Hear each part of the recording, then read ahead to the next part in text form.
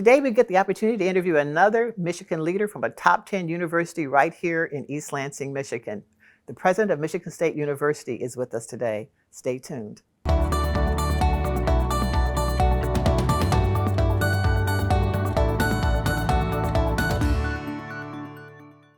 We are so excited to have another statewide leader here with us today. President Guskiewicz, thank you so much for being here with us. I know you have, I don't know how many interviews you've done since you started at MSU. I know you did like 52 when you first started in the first 100 days or something. Yeah, I had about a 52 stop listening and learning tour, mostly on campus across all the academic units and administrative units, and over the summer probably a dozen or more stops around the state, and it's been amazing. I love that. I love the fact that you took time to listen to the people that serve and support this great institution called Michigan State University.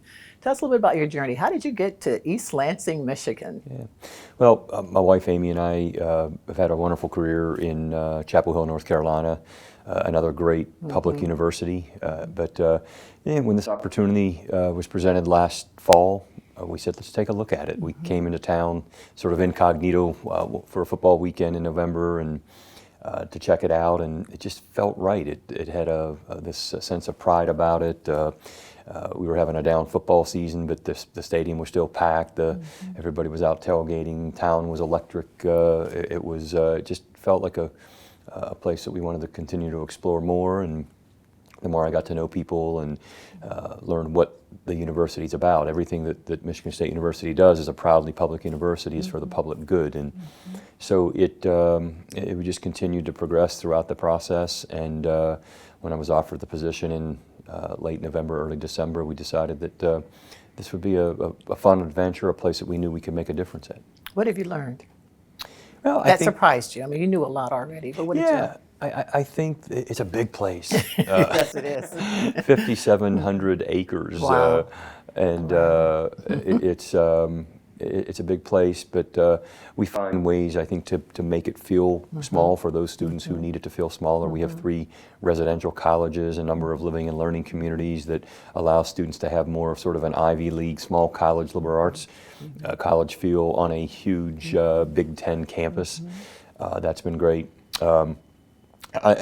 While not a surprise, I've enjoyed spending time with faculty. Last evening I was with the College of Music faculty at Cole's House, which is our home, right in the heart of campus. And we have world-class faculty that their cutting-edge research is changing the world. We're bringing students into the research laboratories alongside those students. Students into the laboratories alongside the faculty.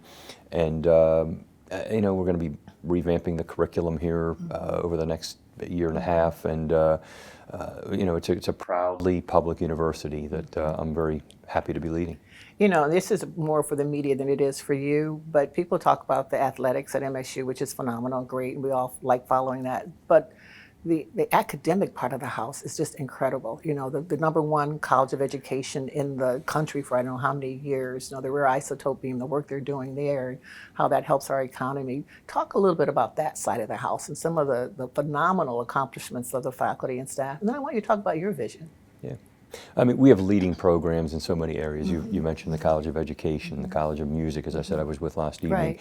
Right. Our FRIB, facility for rare isotope beams that researchers across and the Department of Defense, but researchers across the globe rely on to come here to have access to that facility, and the expertise that exists there brings in over $120 million a year of mostly federal funding.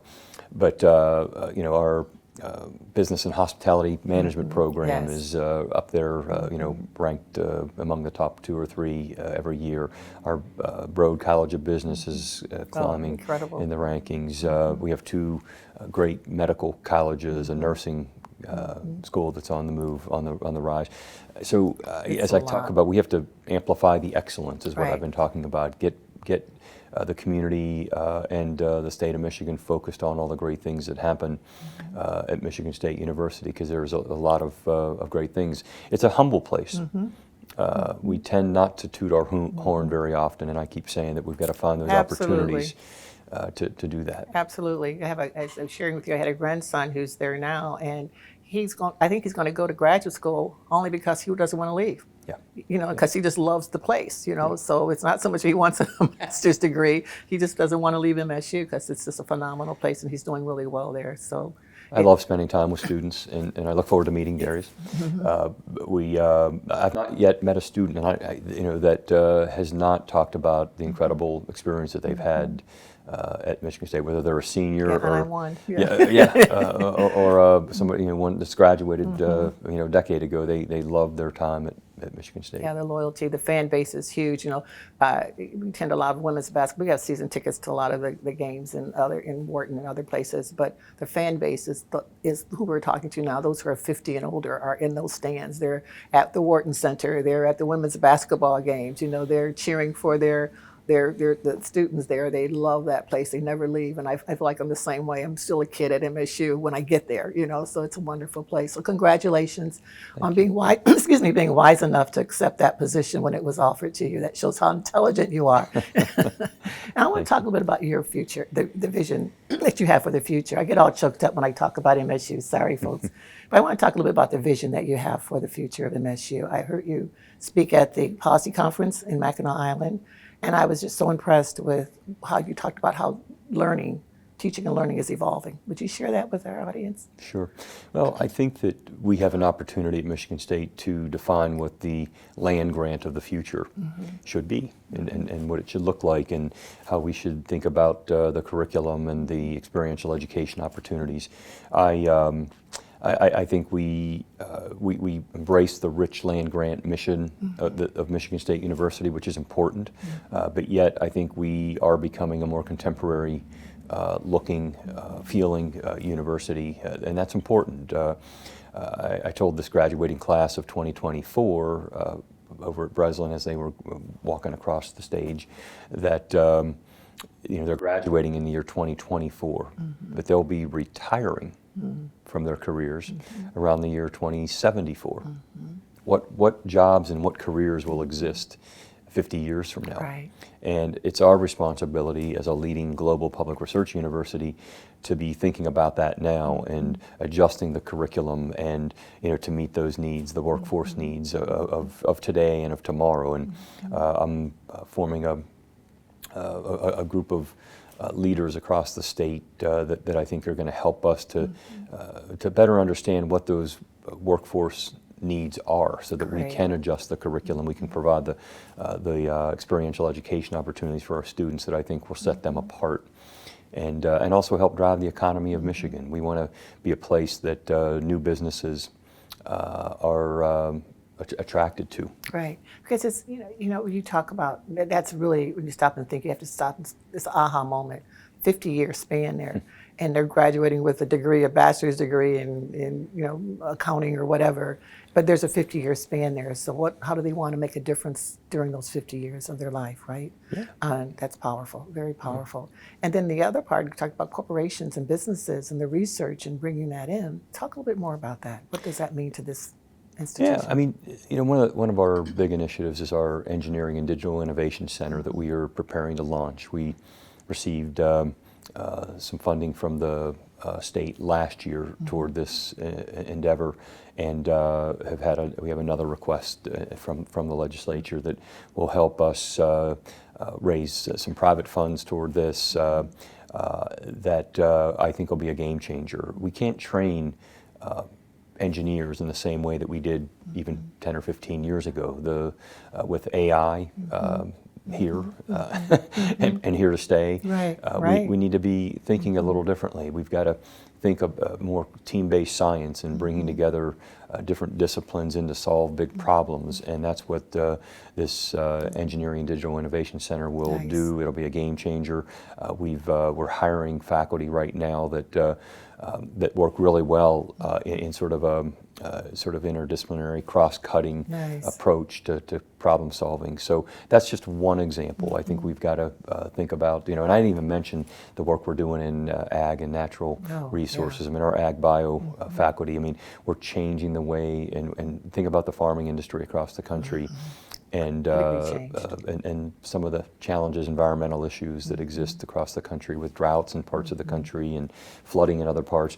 We have some of the leading scientists in this space that we're really proud of, and there's engineering that's involved with that. So. You know, I hadn't thought about the agricultural component either, but I was talking to someone who leases some farmland the other day, and the technology that's on a farm now, it's not just the cows and the horses, but, you know, technology in terms of watering and in terms of the air and what's going on. It's just a completely different science than it ever used to be. And a lot of that was developed At MSU. right here at MSU. Absolutely. If you were counseling, advising, so many of our population they're either grandparents and they're raising grandchildren, or they are mothers and fathers and they're raising their children and their mothers and fathers, so that sandwich generation. But if you were advising someone who's listening, what would you tell your child, your 18-year-old graduating from high school today? What would you tell them about education and what they need to do? One of the reasons why I love being on a college campus is I love being around curious people. I mean, our world-class faculty are curious. They're asking and then going out and finding ways to solve these problems. They're asking important questions. Our students need to be curious. They need to explore. College should be a place of exploration. Take those initial few years. Don't lock yourself in to a set degree or program.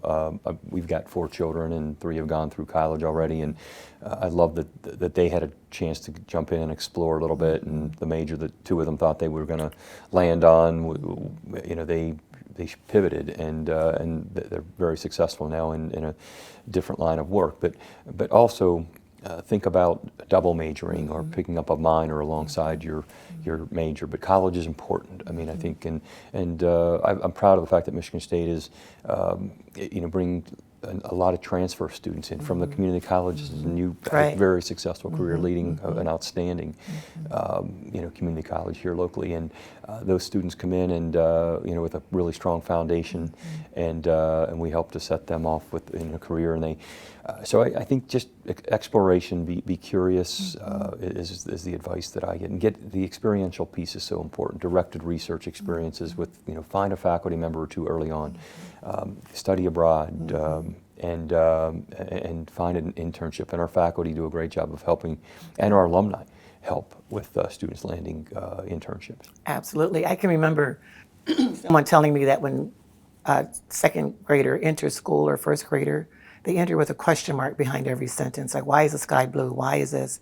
But by the time we finish educating them, they end with a period behind every sentence.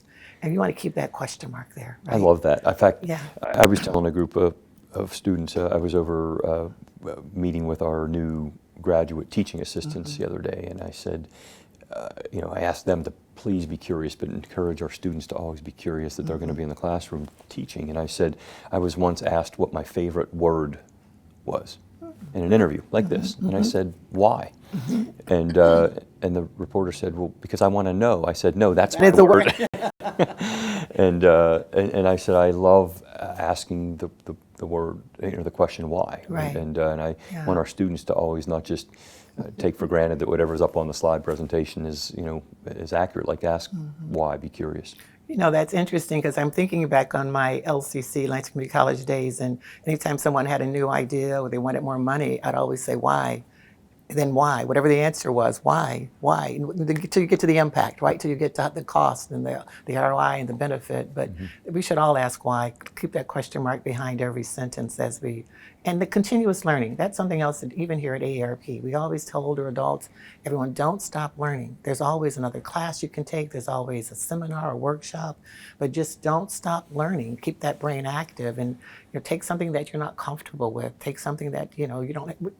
Credit, no credit, doesn't matter whether it's community college, whether it's university, but keep learning. What's available out there now for people who may want to return to school? You know, they dropped out.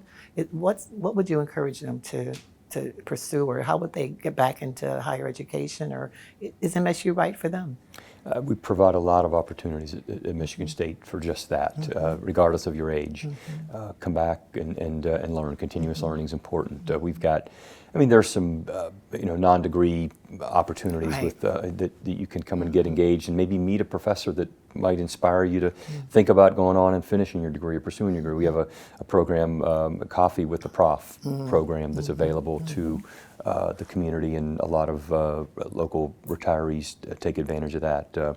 We have our Age Alive program that is set up through the College of Osteopathic Medicine, and it's around just emphasizing the sort of the skill sets and just general themes and ideas around quality of life across the lifespan, and that gets folks excited. And then there's always an opportunity to to go and become that non-traditional degree-seeking student that decided to go back because they wanted to pivot into another career field. And so we do provide those opportunities. And we have 51,000 students this year, the most students ever enrolled at Michigan State University this year in our nearly 170-year history. And many of them are those who decided to come back. Right, wow. I remember Dr. Ellen Kosick when I was in the Labor Industrial Relations program at Michigan State University. I took a class with her, and then I was asking the why question all the time. And then I took another class with her, and the first day she said, "Oh, she's back," because just, she knew that she was going, and she became my biggest mentor and helper, and just from asking why, making those kinds of connections. But that's the kind of affinity that a lot of people have with this great institution called Michigan State University. And I think I've often said that the best retirement community is on a college campus. I mean, there's so much to offer beyond the classroom. There's the Wharton Center is amazing to come back to see theater and shows, and this season's phenomenal. It is phenomenal. It's going to be great. You've mentioned the sporting events. I mean, the libraries, the museums. The Broad Art Museum is just incredible. There's so many opportunities, and we welcome the community as a public university. We welcome the public onto our beautiful campus. 51,000 students. Wow, that changes the economy. It changes everything for this whole region, not just for East Lansing. That's incredible. That's fantastic. So when you talked about the Wharton Center, I shared with you earlier that a little while back I learned that it was the most visited place in the state of Michigan.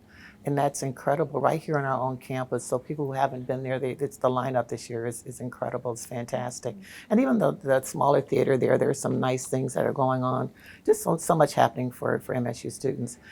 In the time that we have left, tell us a little bit about what you want people to know about your future, about the next 2 years, 1 year, because you can't accomplish everything you want the first year or 2 years. So let's say the next 3 years, what would you like to have said, people have to have said that you accomplished? Sure.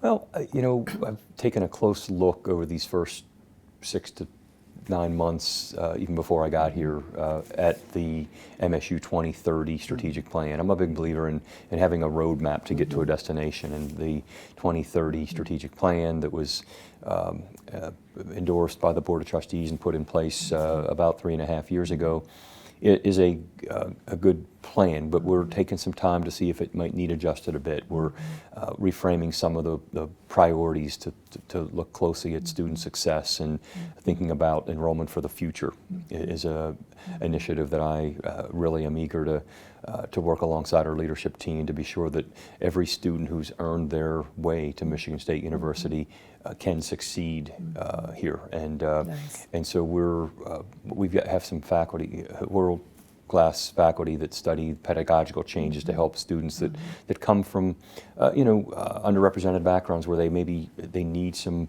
additional support systems in some of the areas in the STEM disciplines, as an example, and where traditionally some students have struggled, and so we're working really hard to help support them. We're going to look at next generation operations to be sure that we're efficient in the way we operate the university. There's only so much money to go around, and if we're going to support some of these strategic initiatives, then we have to be sure we have some resource on the margin to be able to support them. The study abroad, I want to be sure that we continue to lead. We're one of the top institutions in the country around study abroad, but there's resource needs there. Some of our students come to Michigan State and they can't afford to study abroad, I want to be sure that they have that opportunity. So there's going to be a lot of focus in that space. And then I've already mentioned this idea of bringing leaders from across the state together to help us define what the future workforce needs are going to be, so that we can be certain that we are Michigan's state university. I like it. So it's not just about the 51,000 coming into the university, it's about how they exit the university as well, and making sure they have every opportunity to succeed. Thank you so much for saying yes to Michigan State University. We're in good hands. Appreciate Thanks. you being here today. Thanks so much. Thank This was you. fun. Thank you. Today we're going to be talking about Centennial Farms and or that type of property that you want to protect. How do people do that? Right. So the whole, it's difficult to keep a farm going. I don't have any farmer clients who don't have a job in town, as they say, to keep the farm going. But here's the problem. This is why one of the major reasons why farms are disappearing. And it's not just farms, it's the whole middle class, right? Generation, especially with a Centennial Farm, what you have is generation after generation has been paying it forward. They didn't go on vacation. They didn't take a cruise. They didn't whatever. The money went into the manure lagoon, or the milking parlor, or they tiled the field, okay? They didn't buy a fancy car. They got the old pickup. Okay, maybe they bought a tractor. Right. But now, and back in the day, when Grandpa got a little loopier than usual, you put him in a rocking chair on the front porch. Nowadays, you put him in a nursing home that costs hundreds of thousands a year, okay? And now, and there's no cash in the farm, we put it into the milking parlor. Okay, fine.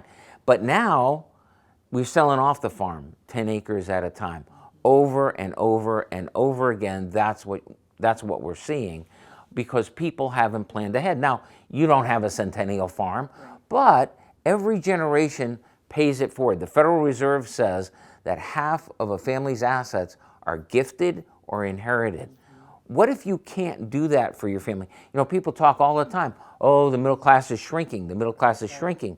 We all stand on the shoulders of giants. So people need to pay attention and make certain that you protect your assets. Thank you, David. Appreciate Thank you, Paul. that. You bet.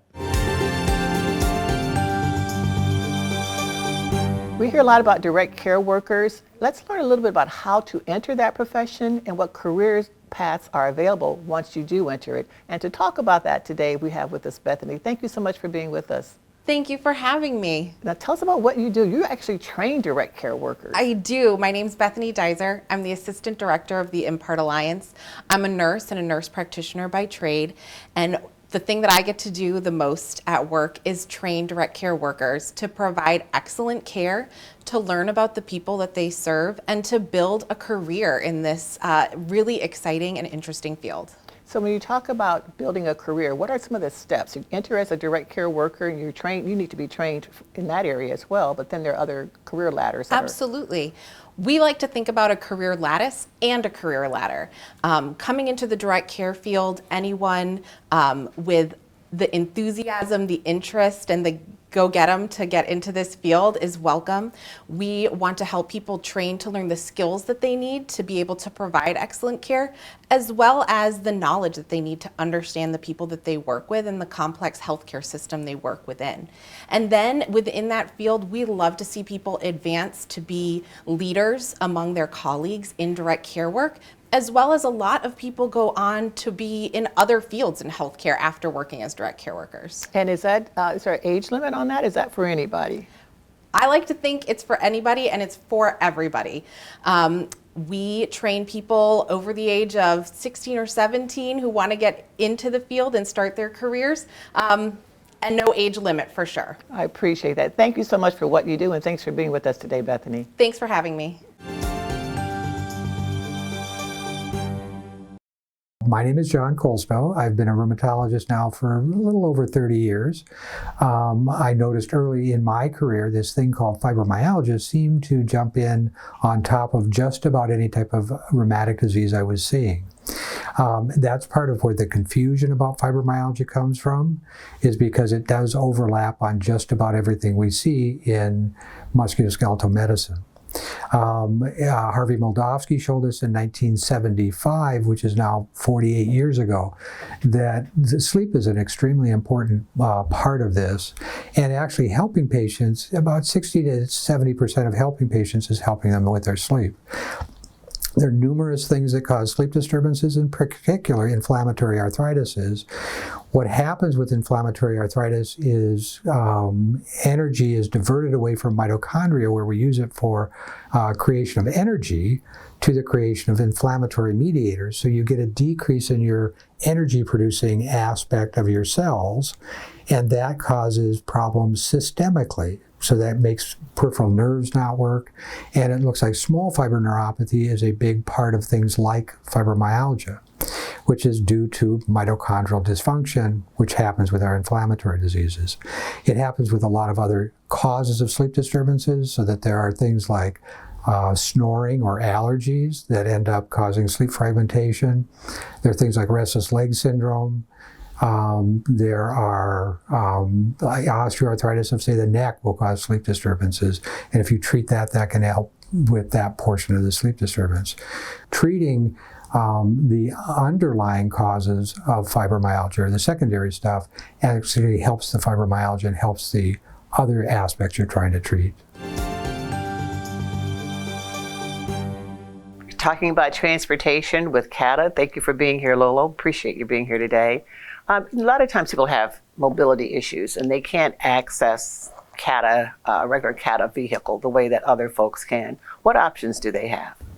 So all of our buses are equipped with wheelchair lifts and access for those who are, mobility challenged and need some assistance in terms of boarding and alighting from a vehicle. And if they didn't want to ride a regular CATA bus, there are other options as well, but they'd have to schedule those? That's correct. They can call our paratransit dispatcher and get those trips scheduled, and that service is, again, curb to curb, arrives right at your doorstep, and you board the bus and it takes you right where you need to go. And so what's the difference in cost and convenience between the regular CATA bus and using the mobility accessible wheelchair ramp or the curb to curb? What's the difference? Fixed route buses are the most affordable. It's either $1.25 per trip in one direction or 60 cents if you qualify, if you're eligible for it. The other option is Spectran, and that is $2.50 per one-way trip. Well, that's very reasonable, particularly with the cost of gas. So when you say 60 cents, what's the difference between if I qualify for the 60 cents ride versus the $1.25 ride? So in terms of our conversation today, 60 cents would be applicable to senior riders, and they would just need to get a CATA card, CATA Club card, and that would be what they show the operator when they board the bus. Excellent. And they get that 60-cent fare. We need to make certain that people know about that. And so the senior is starting at what age? 45? 65. 50? Oh, okay. I was just Yeah. at 65 years old. All right. So that's news that you can use from CATA. Thank you for being here today.